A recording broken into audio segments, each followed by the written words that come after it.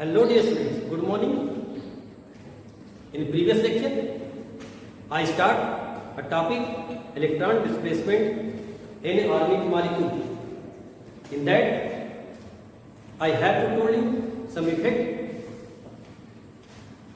In that effect, I told you inductive effect. Now today, I will told you about the hyperconjugation. Before that, I want to recall about the inductive effect. I told you about the inductive effect.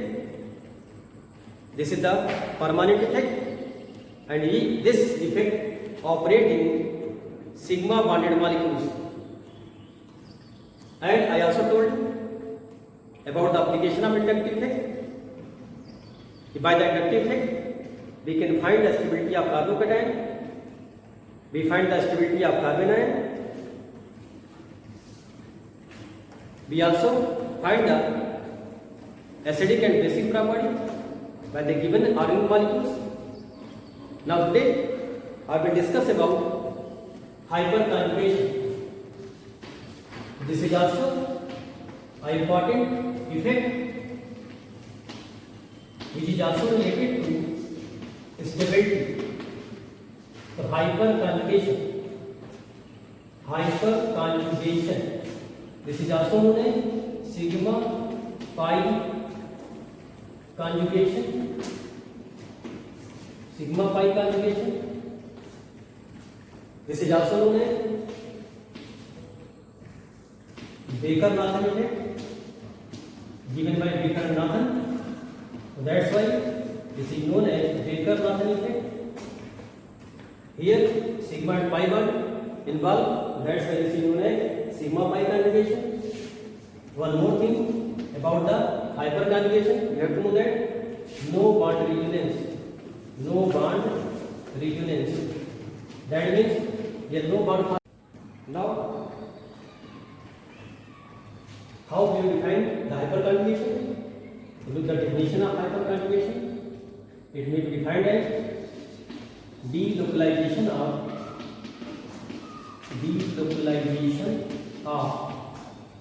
sigma electron basically of CH. This sigma electron, that is the carbon sp3 hybridide with positive charge.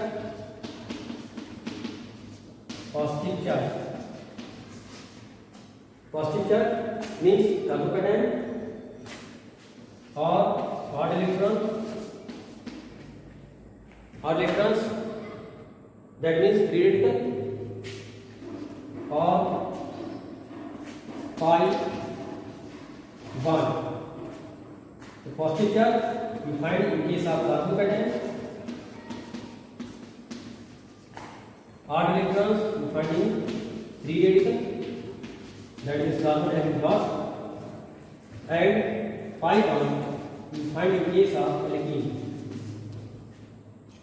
So hyperconjugation may be defined as delocalization of sigma electron of basically CH bond with positive charge or odd electron or pi bond is known as hyperconjugation.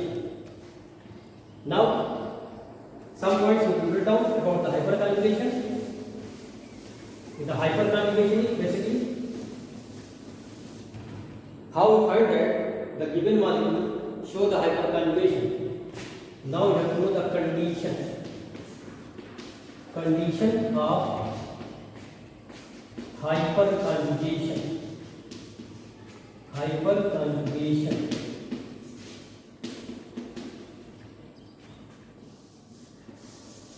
So now you have two conditions you have to see to know the given organic compound so the hyperconjugation or not. Condition number first, sp2 carbon, that means the molecule should have sp2 carbon containing molecule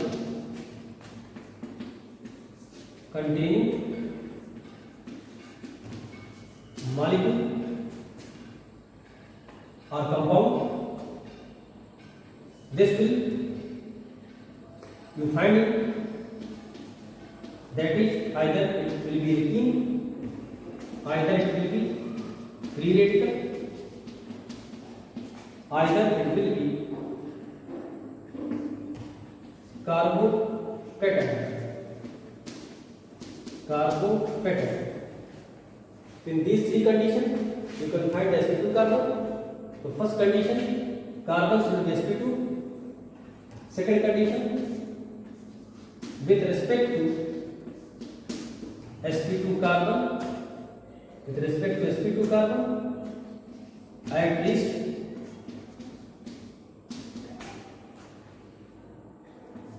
one alpha H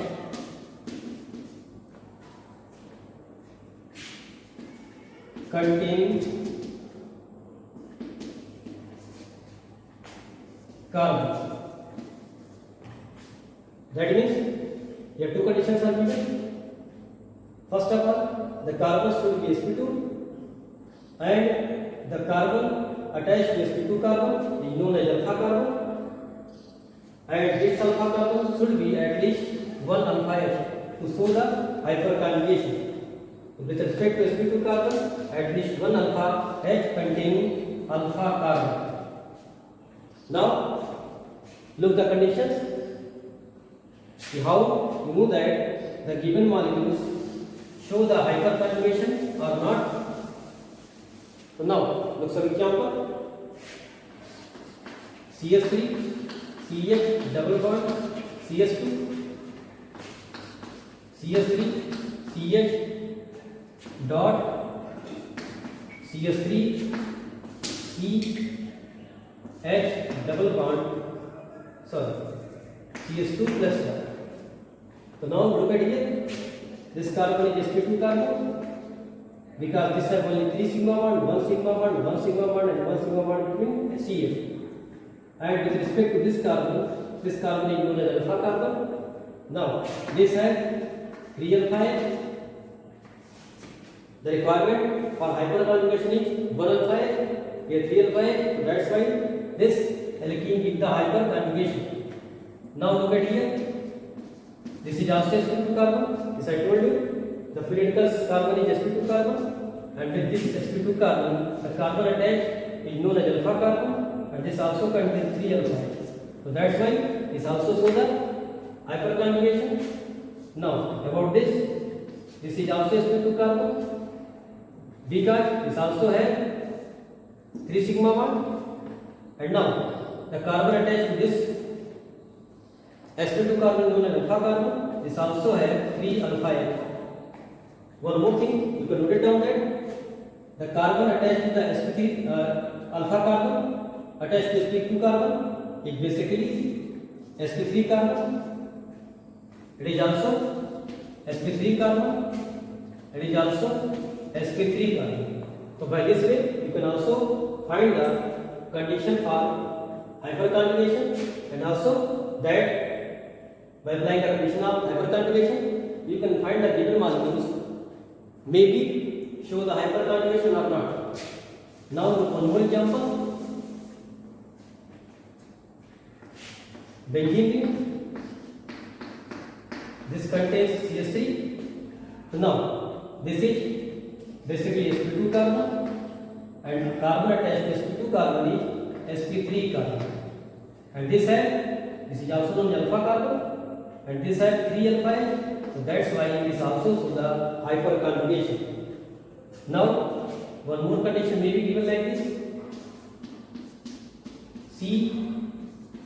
CH3 whole. Now this is sp2 carbon, again this is sp3 carbon, and also known as alpha carbon, but no alpha H. So that's why no hyperconjugation. So this will show the hyperconjugation, but this will not show the hyperconjugation. So by this way, you can find the given molecule show the hyperconjugation or not by understanding the condition of hyperconjugation. Now with the diagram, just how we can show this molecule by a diagram. how the article so look at here. Here p orbitals of this carbon and p orbitals of this carbon overlap like this. This contains 2H, this contains 1H, and now this contains again this. Here the orbital of this are attached with the orbital of H and form sigma 1. So now what happens basically here? The overlapping of this sigma 1 to pi 1 take place. That's why this is known as sigma pi conjugation. So here the sigma bond of CH are in conjugation with pi bond of this carbon. So that's why this is known as sigma pi conjugation and also known as hyperconjugation. So this is the orbital diagram for this alkene.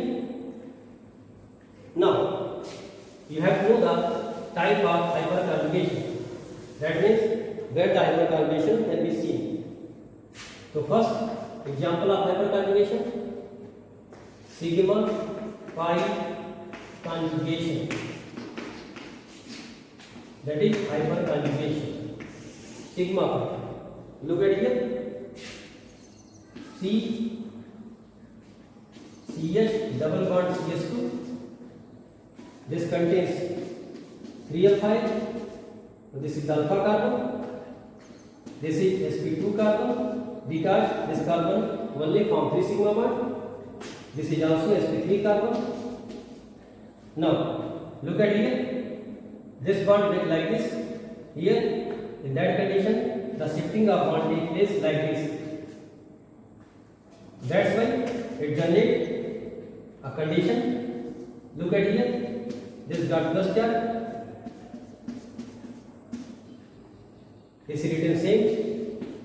Now CH double bond here and this contains CH2 negative charge. Look at here. Here no bond formed between this H plus, that is protons and carbon. So that's why known as no bond resonance. So one question here is why the H plus do not move from here? So look the condition here. Here the pi electron clouds below the plane of paper, below the plane of sigma bond and above the, and due to attraction of this pi electron cloud H plus, that is protons, do not move from here. Now this can be drawn like this also. Look at here. Now you can break this bond like this. You can retain CH2 negative charge. So this is the first structure. This is the second structure. One more structure you can draw like this. H plus. So H CH. Now break this bond. Again same conditions generated. CH CH2 and negative charge.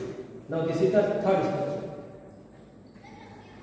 So now here you can know that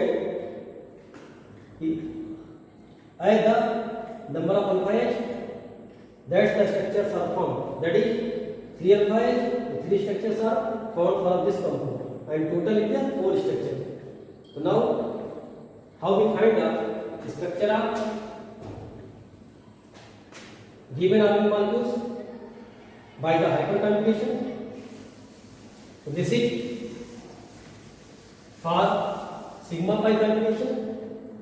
Now next sigma odd electron conjugation. This is second condition. Again CH3 single bond CH2 and dot. Now look here, the breaking of bond according to homolysis. So this bond half goes to this side and half goes to this side. So that's why this is denoted by the single half bar. That is half of this hook cup arrow. Now this dot and this dot become a double bond. So now double bond here H like this in the form of dot, and this is the hyperconjugative structure of this. Now this structure can also be formed like this. If you break the bond of this carbonate like this, in that condition what happens? H dot C H H double bond CH2. If you break the bond between this carbon and it, so now the one more structure can be generated like this, CH2 C double bond CH2. Now this is the first structure, second and third. So by this way you can show the structure of this type of conjugation. Now third condition is known as sigma positive charge conjugation. Sigma positive charge conjugation. So now look at here. Again CH3, that means CH3 and this CH3 attached with a carbon atom. Now you know that this is the sp2 carbon, this is the alpha carbon. This alpha carbon has 3 alpha H, that's why this will indicate the hyperconjugation. Now here the breaking of bond takes place. One more thing to note on that, the hyperconjugative structure are shown by the double-headed arrow, just like a in resonance. So now the bond break like this, and again this H contains positive charge. Now double bond CH and one H is here. Again you can break the bond like this also, H plus CH double bond CH2. Are you getting this point? The more the number of alpha H, more will be the hyperconjugative structure. So that's why here this bond may be break, this bond may be break, either this bond may be break.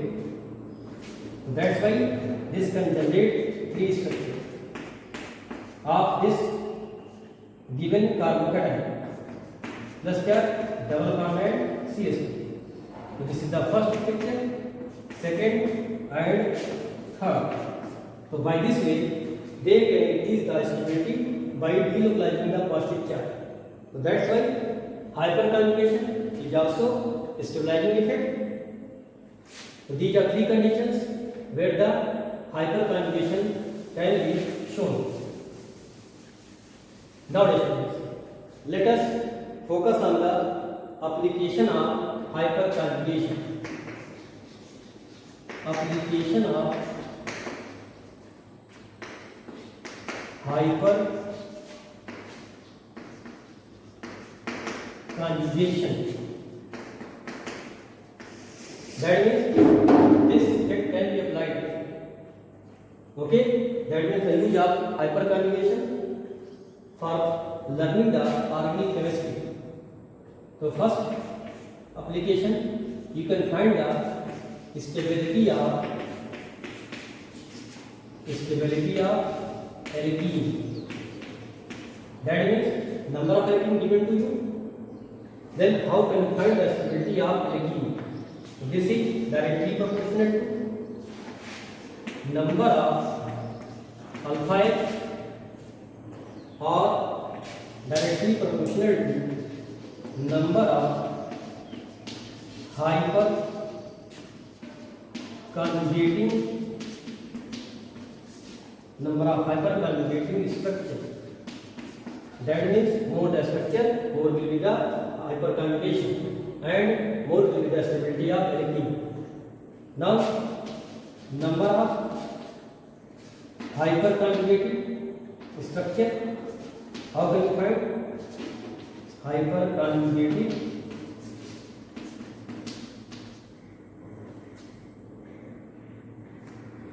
number of hyperconjugative structure.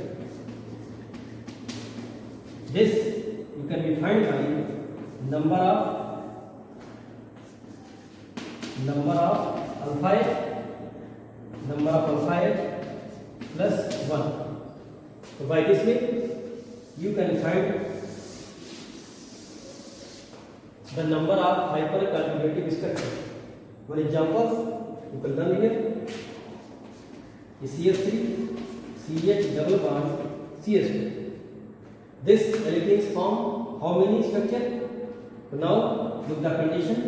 sp2 carbon. This carbon attached to sp2 carbon is known as alpha carbon. Now this has 3 alpha H. So 3 alpha H plus 1 equal to 4. So this will form 4 structure. So by this way you can find the number of hyperconjugative structure. Now focus on the stability. So how we find the stability? Look at here. CH2 double bond CH2, CH3 CH double bond CH2, CH3 single bond CH double bond, CH double single bond CH, and CH3 are given. So out of 3 alkenes, one question may be random. Out of 3 alkenes which are more stable. Now look at conditions. This is sp2 carbon. This is also sp2 carbon. This is no alpha carbon, so that's why no alpha H. Now this is sp2 carbon, and with respect to this carbon, this is alpha carbon, that is sp3 carbon, and this has 3 alpha H. Now look at here. This is sp2 carbon, and this is sp3 carbon, that is alpha carbon. This has 3 alpha H. This also is sp2 carbon and alpha carbon. This also has 3 alpha H. So total number of alpha H 6 alpha H. So more the number of alpha H, more will be the stability of alkene. So this alkene is more stable than this alkene, and this alkene is more stable than this alkene. So by this way you can find the stability of alkene. Now one more question is arising. If both the number of alpha H are same, in that condition we have to look after the cis and trans formation. Look at here. CH3 C double bond C, CH3 H C double bond C, CH3 H and H. Now both the conditions. This is known as cis form. 2 molecule group same side and 2 small atoms same side.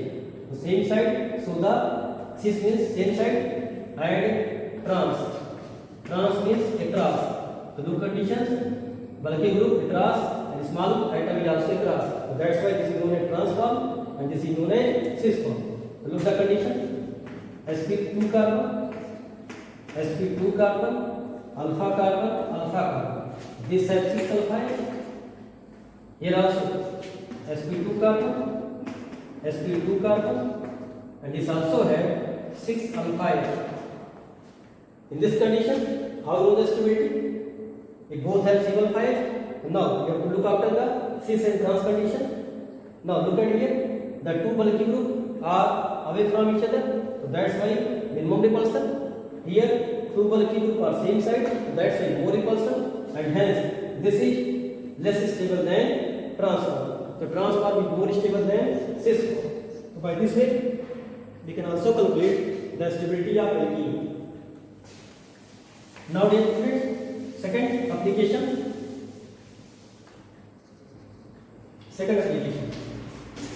Stability of carbocation. This I also told you. With respect to inductive effect, stability of carbocation and free radical.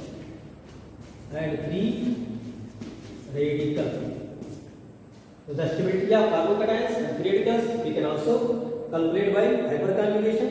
This can also be calculated by inductive effect. This I told you in previous lecture. Now look the condition. CH3 CH3 and CH3 positive charge. This is a 3 degree carbocation. This is more stable than 2 degree carbocation. This is more stable than 3 degree carbocation. You know that why we focus more on the effect of electron displacement, because in every reactions these type of cations and anions radicals are formed, and we have to find the stability to which effect stabilize the given cations, free radicals or carbon ions. That's why we have to know. According to that, the reaction proceed. Now look at here. Again I told you that sp2 carbon, because this is only formed 3 sigma bond. Now this carbon is alpha carbon, alpha carbon, alpha carbon. So now this has 9 alpha H. Now look at here. This is sp2 carbon. With respect to this carbon, this is alpha carbon, this is alpha carbon, that is sp3 carbon, and this has 6 alpha H. Now this, with these conditions, this has 3 alpha H. This is again sp2 carbon, and this is alpha carbon. So this I told you that more the number of alpha H, more will be the stability. That's why 3 degree carbocation is more stable than 2 degree, and 2 degree are more stable than 1 degree. Now similar things happen with the free radicals. Look at the conditions. If you put 1 dot here, that is the free radicals. So same conditions are there related. 1 dot, 1 dot, and 1 dot. Everything are same, but only the difference in carbocations and free radicals. Carbocations contain positive charge, but free radical contains 1 odd electron. Now this contains also 9 alpha H, 6 alpha H, and 3 alpha H. So more the number of alpha H, more will be the stability of free radical. So by this way, we can also find the stability of carbocations and free radicals. So this is also a very good important application of hyperconjugation. Now third, directive influence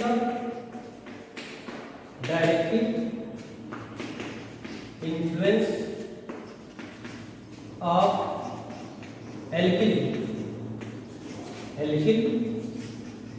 group. So in case of benzene, we can also find the direct influence by the alkyl group. That is the alkyl group or orthopara director. Now the conditions here. How we can show that the group attached to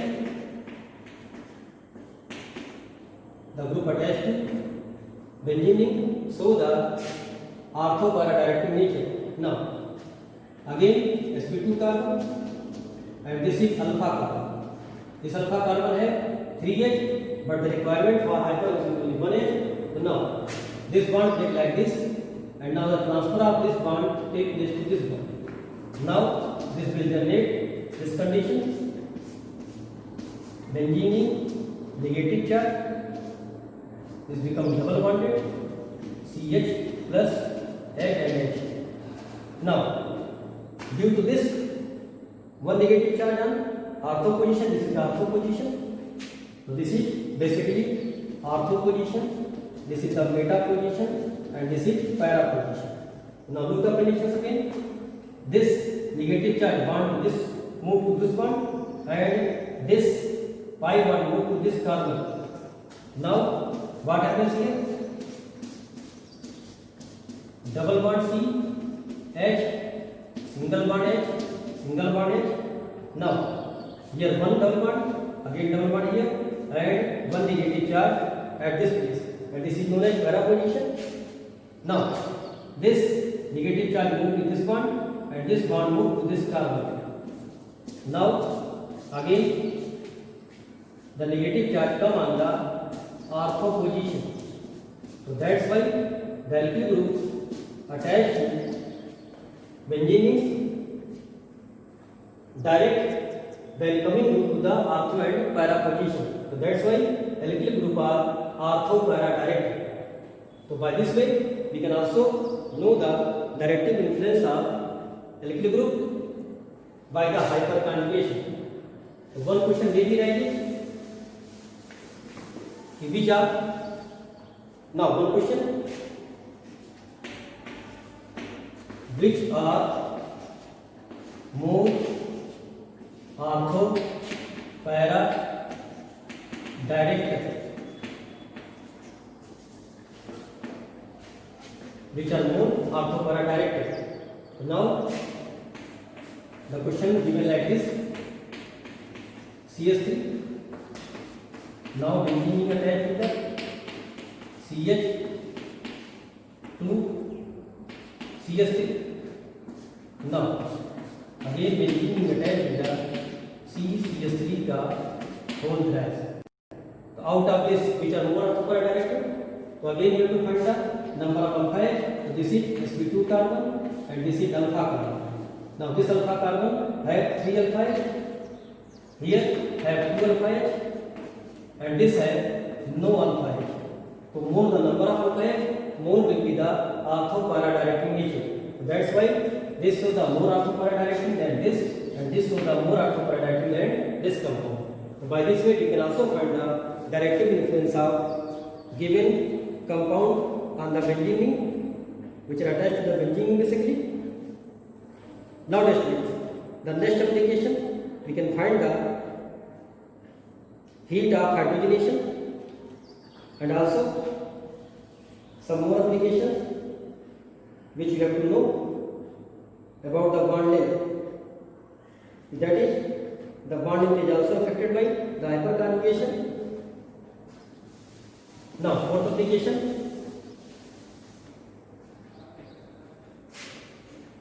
heat of hydrogenation. Heat of hydrogenation. Here hydrogenation means addition of hydrogen. Now, so hyperconjugation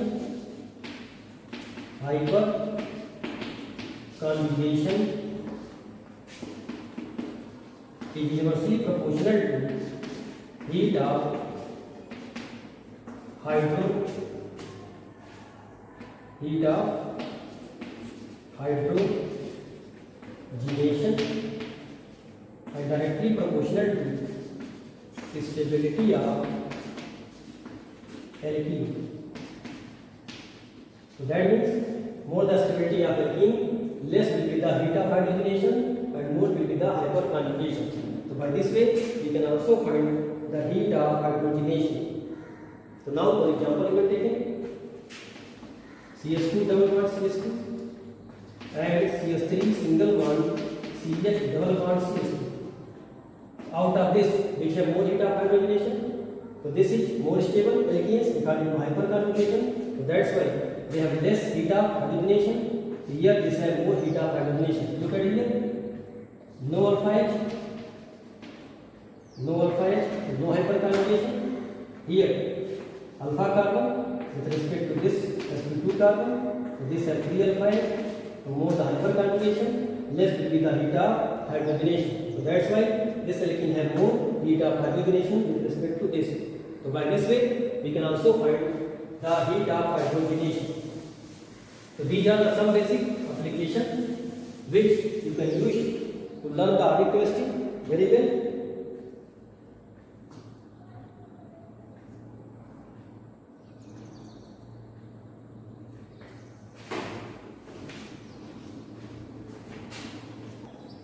So now the fifth application, bond length in alkene. Look at here, bond length in alkene directly proportional to number of hyperconjugative structure. That means more the hyperconjugation, more will be the bond length in case of alkene. Now look the condition. One question may be read: CH2 double bond CH2. The bond between this carbon is 1.34 angstrom. Now CH3 CH double bond CH2. Now the bond length between this carbon is basically 1.37 angstrom. 37 angstrom. Region, here no hyperconjugation takes place, but here due to presence of alpha H, hyperconjugation take place. So that's why the bond length in this case increases. That is basically 1.39 angstrom. So now more the hyperconjugation, more will be the bond length. So by this way you can calculate the bond length also. One more question may be written like this. One more question may be written. If the bond length between this and this is 1.54 angstrom and between them is 1.34 angstrom. Now, after hyperconjugation, what will be the bond length in this alkene? So now, this is carbon number 1, carbon number 2, carbon number 3. So now, after hyperconjugation, what happens? The bond length between C3 and C2 is less than 1.54 angstrom, and the bond length between C1 and C2, that is C2 and C1, is more than 1.34 angstrom. Reason? Due to hyperconjugation, the pi bond toward this side. So that's why now they also we have a sigma bond and pi bond condition, that is they also show the partial double bond characters, and hence the bond length increases in this case and decreases in this case because they also show the some pi bond character. So by this way we can also find the bond length in case of alkene. Thank you, dear students.